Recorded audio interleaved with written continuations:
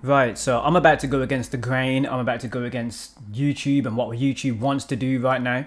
But I'm going to talk about an issue, a thing that my generation did that no other generation has done, and the reason why things are the way they are right now, and it's conflicting.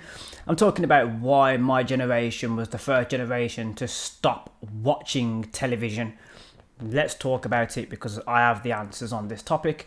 Nobody's talking about it. Maybe everyone's afraid because they know the direction in which the platforms want to go in. I'm going to talk about it here because what else can I really lose? Right, so let's jump in, man. I can lose some stuff, but yeah, let's talk. So the thing about television is, well, let me explain what television is because there's a lot of you that probably be like, what's TV? Right. So TV is basically television programming. It's a screen which has access to broadcasting media. That broadcasting media sometimes you might pay for in your taxes. In the form in the UK, it's called the TV tax, I think it's television tax or TV license. It's called TV license. And in other countries, you might have something else so that you can have your broadcasting services provided to your country. And this is the standard television that is normally available. Now, the standard television, as you may know, are those broadcasting channels that might be really important. For example, here in the UK, we have the BBC. The BBC is run by something called the Royal Charter. So it goes to what we're paying taxes for. The Royal Charter is a basic, is a thing that the BBC have to follow, a quota. They have to follow it by law, backed by royalty. That's why it's called the Royal Charter. For those of you who didn't know, so when you are reporting news as a BBC reporter, there are various things you cannot say and do. So yeah, I've covered that. In the UK, television broadcasting, those main channels follow the Royal Charter, the BBC being one of the main news channels. So they also get paid differently as well in terms of their money and how they get paid, as it's part of TV license, what we pay here, basically a tax that if you have a television in your home, you will pay, and that's what you're paying for, the integrity of the media source that is being given to you. And then of course you have your trickle down from that, which will pay for other things that you may have provided to you by that television channel. I got that out. Right, so in other countries you might have something slightly different. And then of course you have your additional television channels, which might be sports channels and different channels that operate in a completely different way. They may get paid through advertisement money. That advertisement money could come from a big conglomerate company. For example, maybe Coca-Cola are running an advert on that television channel, which is paid for, and that is the adverts that will run in between the usual programming, which will therefore pay for the programs which are being created by that television channel. I covered that. Right, so why is this important? And why is this a factor that goes into why my generation, millennials, were the first generation to begin to stop watching television and therefore go to other additional media sources, for example, YouTube or online streaming as their source of the content which you consume, the source of media which you consume. And this is where the shift happened in the early 2000s, let's say 2009 really, of why we began to start watching other sources of media as opposed to the traditional media, television. So this is a factor because there is a running theme in traditional media, and that running theme is a centralized control. There are certain programs you cannot find on television and will never be made by television. There are certain topics that will not be touched upon in television, and the people that are creating content online may touch or talk about those subjects. Now, this goes into the various different segments of what you are able to talk about, what you are able to film, what you are able to create as a content creator online. Now, we're not talking about that side of things right now, although it's very important. We're talking about the consumer, you guys, your viewers, why you are now following that trend that my generation started as watching alternative media. Now, The reason why that is like I've just mentioned, one of the reasons is we want to consume things that people are wanting to watch. So let's say, for example, there's an let's do one that's safe to talk about. So let's say anime, for example. There are various anime channels or channels that would broadcast anime. Toonami being one of them here in the UK. I know that, so I'm talking from my perspective, but you can also add your perspective in the comments down below. So, for example, anime wasn't available as much over here in the West, and there are only a few selected channels that had the rights to air those anime. For example, Cowboy Bebop, Naruto, Bleach, and so forth. This is because the connotations of anime, things that are inside of anime, can be very, very adult themed. Which means the watershed, which is a television thing, the watershed, as you know, let me explain the watershed. So the watershed is basically, you cannot say certain words on television until a certain time, and that time is called the watershed. Say like it's a roof, it's a scheduling. After 9, I think it's what it was, like 8 to 9 o'clock, certain programs will then be aired. Until that time frame, those certain programs will not be allowed to be aired, and that's what we call the watershed. This is when children are normally in bed, it's normally when teenagers might be getting ready for bed, and it's normally when the adults come out to play and start watching their television programming. This is what's called the watershed. So after a certain time, this is when those adult themed, very adult themed or graphic nature programs can then be aired, but only certain channels would air this. For example, only certain channels would have anime. Now, there are various anime that don't have adult themes. They were bought, the licenses for those programs were bought by certain channels. For example, back in the day, there was a channel called Fox Kids, which used to air occasionally anime. Right, so just giving you, after a certain time, it used to air anime.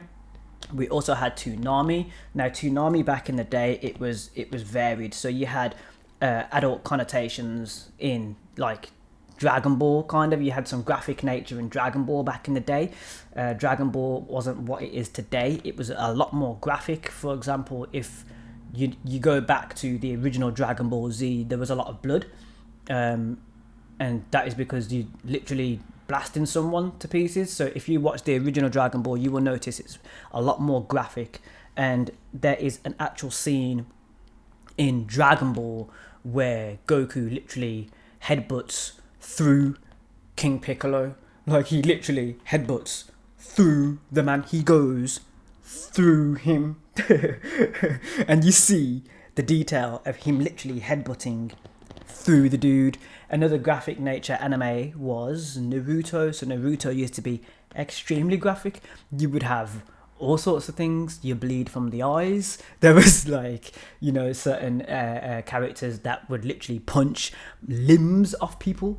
Like, it was quite graphic. Bleach is just a thing on its own, bro. You literally got samurai swords, so you know where that's going. Bleach did not hold back. Now, the channels that had these anime programs, I'm using anime as an example. It's not the only example of why we started to go towards alternative media to watch these shows, alternative media sources to watch those shows, and YouTube was at some point sort of kind of one of the places. It wasn't entirely, because there are licensing and copyright issues that are there, so you wasn't able to find those anime in those places. But online was where we began to start watching the content, because the channels that did air those adult natured graphic shows, for example anime, were CNX, Toonami, Anime Central, and that was it. Right, so there was only really 3 channels for me when I'm watching my anime back in that generation of switching over to online media sources. There were only really 3 channels that you could really consume that type of content. There was no other channels where you could consume that type of content. Now, I'm using anime as a solid example because it's a topic which and it has stories and graphic nature and adult nature in an animated form that is very specific. It's very specific. You can't hide the fact that Naruto as a baby was attacked by a ninja who was trying to make sure he didn't live. That's a very adult theme. It's not a cartoon theme. Cartoons, occasionally, if it's a movie cartoon, you might have various adult themes in those movie cartoons. For example, Batman, you go over generations. But with the change of how media is policed, I won't say censored, but policed, because there's a difference between how a media show or a piece of media is policed as opposed to censored. Censored is literally being like, that shot was there in that piece of media, we have either cut it out, or we've put a complete black box over the top of something, or we have just muted something that was said in that program. That's a form of censorship, when you're literally consuming the piece of media, as opposed to something just not being aired. There's a big difference between the two. So this was a huge factor in my generation starting to use alternative media sources like the internet to consume the content that we wanted to consume. Now, the other side of that is what is really hurt right now, I would say, and that is the creator economy. Now, the creator economy was affected by things like what I've just mentioned, that watershed adult content, graphic nature, swearing, for example. It's still something that is really, it's tough now. It's really tough now. It's something that, me as somebody who's creating content online in order to achieve my goals and help you guys and a lot more, it's something that I'm always constantly considering and juggling and looking at. And then I have to sort of pull myself back as to, there might have been a content idea where I've been like, yeah, man, I'd really do that. Can't do that. Yeah, I really do that. Can't do that. Yeah, I really want to say that. Can't say that. And yes, if you want to work in the media industry, you have to understand that the stories that you might want to tell might not be okay from a studio point of view, but in the rules of television, it just will not be made. So if you want to pitch something in television, there is a specific taste for a specific channel, and then you have your producers, and then you have your on-set directors, direction, your script design, your pre-production, your script rewrites. All of that comes into play with television, which means that even if you're doing when you're doing, like, not a live broadcast, but I would say if you're on a talk show, for example, there's certain things you can just flat out not talk about. There's certain things that won't be spoken about until either it's an issue that everybody wants to hear, or the producers and directors of the show and everybody who's involved in the production or pre-production of the show have done enough research to be like, that topic, people really want to watch that, we're able to do it on our show, on our channel, right? So there's a brief that has to be followed, and there's various other things that have to be followed in the rules of television. In movies, you might have it slightly different. So depending on a movie studio, Lionsgate, for example, you might be able to create a good horror movie under Lionsgate. You might be able to create a very good horror movie, in my opinion, under Warner Brothers. There might be something very good under Warner Brothers. The reason why I say that is because Warner Brothers have always dealt with a dark connotation, dark mise-en-scène, if you will, dark stories. Batman is a very dark story, and when Warner Brothers allowed a director like Christopher Nolan to take that and create something, not only was it beneficial for the studio, but it was also beneficial for the movie genre, comic book movies on a whole, because he turned that a stigma of comic book movies into, these aren't comic book movies, these are movies.